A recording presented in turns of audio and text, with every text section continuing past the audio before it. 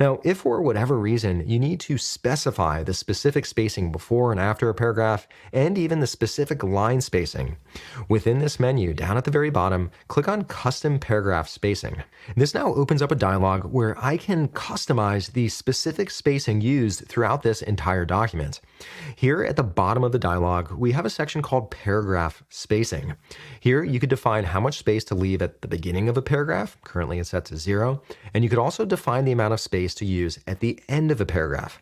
Now, keep in mind if, let's say I set before to 12 and after to 8, that would mean that between these two paragraphs, it leaves 8 points after and 12 points before, in which case I would have 20 points between these two paragraphs. So something to keep in mind.